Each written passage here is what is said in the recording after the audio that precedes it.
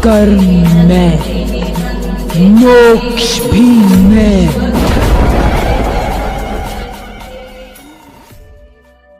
नमस्कार दोस्तों, आपका अपना YouTube परिवार शिवा शक्ति तंत्र रहस्य, जिसमें आप सभी साधकों का तहे दिल से आभार है और स्वागत है। दोस्तों, आज हम आपको जानकारी देंगे मायावनी देवी के सिद्धि ट्रांसफ़र के विषय में। बहुत से लोग ऐसे हैं जो कि सिद्धि ट्रांसफ़र लेना चाहते हैं और उन्हें इस चीज़ की जानकारी नहीं है कि वो कौन सी सिद्धि ट्रांसफ़र लें और सिद्धि ट्रांसफ़र लेने के बाद वह किस प्रकार के कार्य कर सकते हैं और किस प्रकार के कार्य नहीं कर सकते हैं। ये जो मायावनी देवी सिद्धि ट्रांसफ़र का जो प्रोसेस चालू होने वाला है, ये एक ऐसी देवी हैं जो कि आपके आज्ञा चक्र पे जा कर के अपना स्थान बना लेती हैं और आपको समय समय पर बगैर पूछे ही जवाब देना चाहती है, यानी कि ऑटो मोड पे। अगर आप उन्हें ऑटो मोड पे नहीं रखना चाहते हैं तो फिर आप जब आवाहन करेंगे तब आएंगे। अगर आप उनको ऑटो मोड पे रखना चाहेंगे तो ऑटो मोड पे रहेंगे। और आप किसी की भी स्कैनिंग करना चाहेंगे क्षण भर में हो जाएगा, चुटकियों में, क्योंकि ये स्कैनिंग के लिए स्पेशल देवी है। और इनका जो हमने एक दिवसीय साधना अपने चैनल पे डाल रखी है, ये कई साधकों ने की है और हमने उनको प्रैक्टिकल भी करवाए हैं। काफ़ी अच्छा हो रहा है और ये प्रथम लेवल की जो चीज़ है जो हमने डाल रखी है, और जब हम ट्रांसफ़र देंगे ये जो है इससे ऊपर लेवल की चीज़ होगी।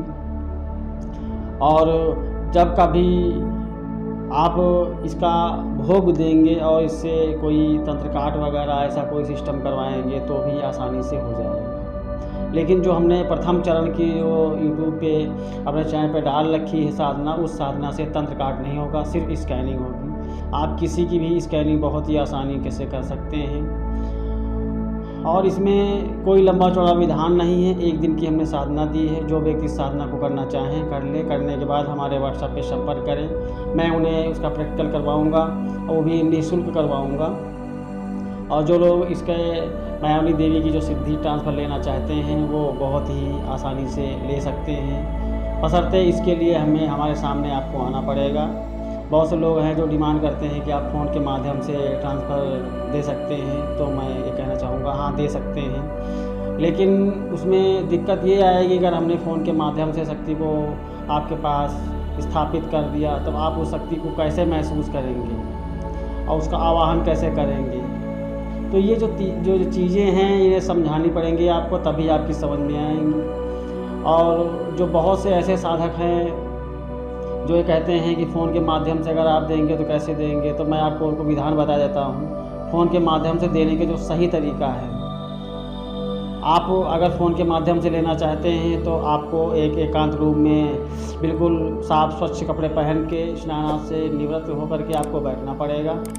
उसके बाद आप धूपबत्ती जलाएँगे, देसी घी का चिराग जलाएँगे और कुछ विशेष सामग्री आपको बताई जाएगी जो मैं अभी यहाँ पे ओपन नहीं करूँगा। उस सामग्री को आप अपने सामने रख कर के हवन कुंड में जलाएंगे।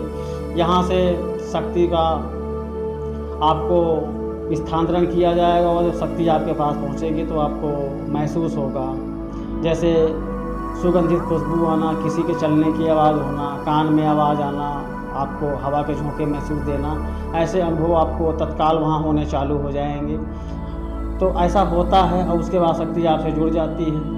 लेकिन दिक्कत वहाँ आती है कि आप उस शक्ति को कैसे पहचानें, उससे कैसे बात को समझें, कैसे बात करें, कैसे सामने वाले की स्कैनिंग करें, क्योंकि आपको वो तौर तरीके, वो विधि नहीं पता है जिस विधि से स्कैनिंग की जाती है। तो ये तरीका सीखने के लिए आपको अपने उस्ताद के पास, गुरु के पास आना पड़ता है।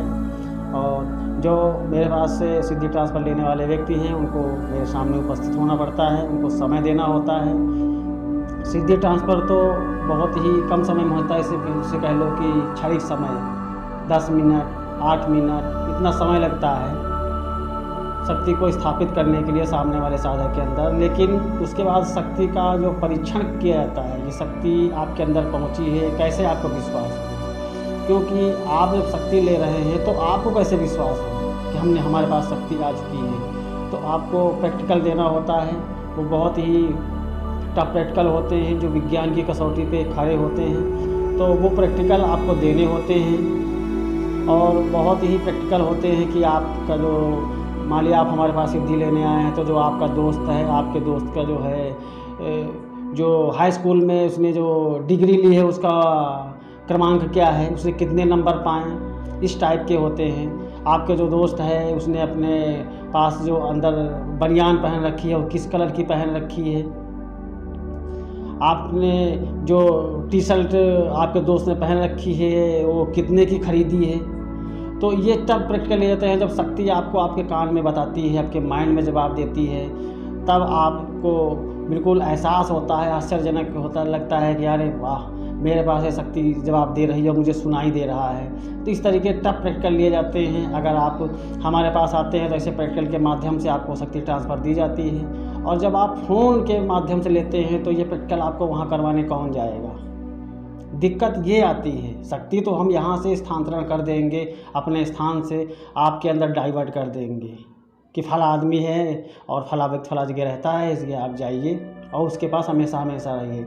लेकिन आप उसे महसूस कैसे करेंगे, उससे आप स्कैनिंग कैसे करेंगे, शक्ति को कैसे चलाएंगे और किसी का तंत्र काट करेंगे तो कैसे करेंगे। तो ये चीज़ें होती हैं। जो मेरे ऐसे साधक हैं जो 10-10 साल से परेशान हैं, 20-20 साल से परेशान हैं, साधनाएँ कर रहे हैं, किसी ने 10 साधनाएँ कर रखी हैं, किसी ने 20 कर रखी हैं, किसी ने 25 साधनाएँ कर रखी हैं। ऐसे भी साधक आते हैं स्कैनिंग के लिए। और किसी ने तो अनगिनत मंत्र कर रखे हैं जो खुद उनके काउंटिंग नहीं है कि मैंने कितने मंत्र किए हैं, कितनी साधनाएँ की हैं। तो वो जो साधक जो साधना के क्षेत्र में सफल नहीं हो पाए हैं, वो एक बार हमारे संपर्क करें, हमारे पास आएँ। मैं उन साधनाओं से कनेक्ट कराऊंगा जो उन्होंने पहले ऑलरेडी कर रखी है। उनको नई साधनाएं करने की आवश्यकता नहीं है। मैं उन साधनाओं को उनसे कनेक्ट करवा दूंगा, उनसे बातचीत होगी, वो तंत्र काट करेंगे, तंत्र काट होगा। समझ गए। तो ये एक प्रोसेसर होता है। आपके अंदर वो काबिलियत होनी चाहिए। शक्ति चलेगी कैसे नहीं, ज़रूर चलेगी। जैसे आप शक्ति से प्रार्थना करेंगे, शक्ति का आह्वान करेंगे, शक्ति फटाक से आएगी। लेकिन बात यहाँ आती है कि आपने मेहनत कितनी की, आपकी श्रद्धा कितनी है, आपने अपने इष्ट की आराधना कितनी की है, आपका इष्ट आपके ऊपर कितना खुश है, आपके जो कुल देवी देवता हैं वो आपके ऊपर कितना प्रसन्न है। आप तो साधनाएं दुनिया भर की करते रहते हैं, लेकिन आपको ये नहीं पता आपके कुल देवी कौन सी हैं, आपके कुल देवता कौन से हैं। क्या आपने कभी अपने ग्राम देवता की हाजिरी दी है? जो आपके नगर कोतवाल हैं उनकी आज आपने हाजिरी दी है? कभी आपने उनकी आराधना नहीं की है। ये तो वही बात हो गई कि आप अपने पिता को पिता नहीं मानते, सामने वाले को डैडी कहते हैं। तो ये सब बातें होती हैं, ये गुप्त रहस्य हैं जो आप साधना के क्षेत्र में 10 साल से सफल नहीं हो पाए हैं। इसका सीधा सा मतलब है कि आपका जो गुरु है, आपके गुरु के प्रति आस्था नहीं है, आपके जो इष्ट हैं आपसे प्रसन्न नहीं हैं, आप गुरु से द्वेष रखते हैं, ईर्ष्या रखते हैं। तो आपके अंदर ये काबिलियत लाने के लिए आपके दिल में आस्था होनी चाहिए, आपका दिल साफ होना चाहिए।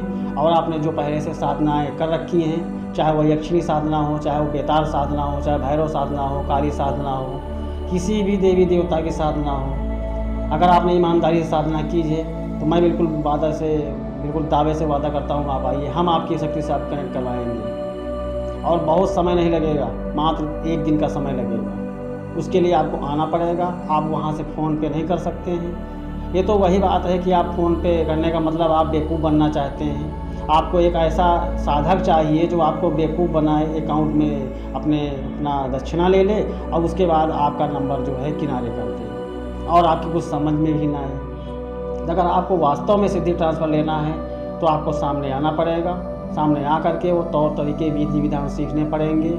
और जो मेरे पूर्व के वीडियो में बाबा भैरवनाथ की सिद्धि ट्रांसफ़र ये सब बताया गया है, उसके लिए बहुत ही गुप्त मतलब तरीके से वो सिद्धि ट्रांसफ़र दी जाती है, क्योंकि बहुत ही गुप्त है और उसमें बहुत ही गुप्त तरीके से हाजिरी दी जाती है, जो कि बहुत ही ये कह लो कि टफ चीज़ है। वो सामग्री को प्राप्त करना, उस सामग्री के माध्यम से वो सिद्धि ट्रांसफ़र किया जाता है।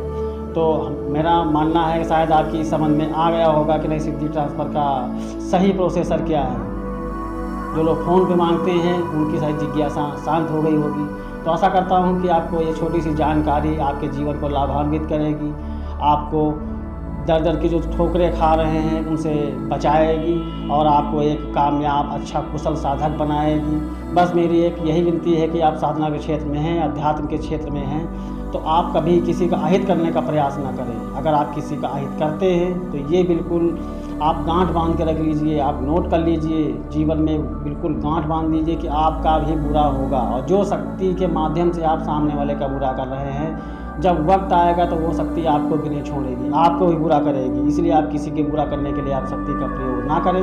आप अपना कल्याण करें, अपने परिवार का कल्याण करें, अपने जानने वालों का कल्याण करें। आप अगर किसी का काम करते हैं तो उसके बदले आप अपने शुल्क लीजिए, लेकिन उसमें आप किसी के अहित मत करें। अगर किसी ने आपको बेमतलब का टॉर्चर किया है, बार बार आप पे तंत्र प्रहार किया है, तब आपका फर्ज है कि आप उससे मुंह तोड़ जवाब दें, ईंट का जवाब पत्थर से दें। लेकिन आप बेमतलब की तू मैं होने पर, अपने पड़ोसी से किसी बात में उलझन होने पर, अपने किसी परिवार वाले से जरा सी बात होने पर, रत्ती सी बात होने पर, संपत्ति के बंटवारे पर आप इस प्रकार के तंत्र प्रयोगों का प्रहार बिल्कुल ना करें। जो सामाजिक स्तर की लड़ाई है आप सामाजिक स्तर से लड़ें। आप किसी के पीछे छल मत करें। जहाँ पर किसी की नेगेटिव एनर्जी हटानी है वहाँ पर आप जो है अपनी शक्तियों का प्रयोग करें। जहाँ पर आपका लाभ हित हो रहा हो वहाँ पर भी आप अपना सोच समझ के आप शक्तियों का प्रयोग करें कि आपका तो लाभ हो रहा है लेकिन सामने वाले का अहित ना हो। आपका हित हो लेकिन सामने वाले का हित ना हो। तो आशा करता हूँ ये वीडियो थोड़ी सी लंबी है लेकिन थोड़ी जानकारी वाली है। जो बहुत से लोग साधनाओं के क्षेत्र में आए हैं और ये सोच के आए हैं फला व्यक्ति का मैं ऐसा बुरा कर लूँगा, उसको ऐसा कर दूँगा, वैसा कर दूँगा, तो उनके लिए मैं कहता हूँ होशियार हो जाइए। अगर आप किसी को धक्का देते हैं तो झटका आपको भी लगेगा। आशा करता हूँ ये वीडियो आपको पसंद आएगी। नमस्कार दोस्तों।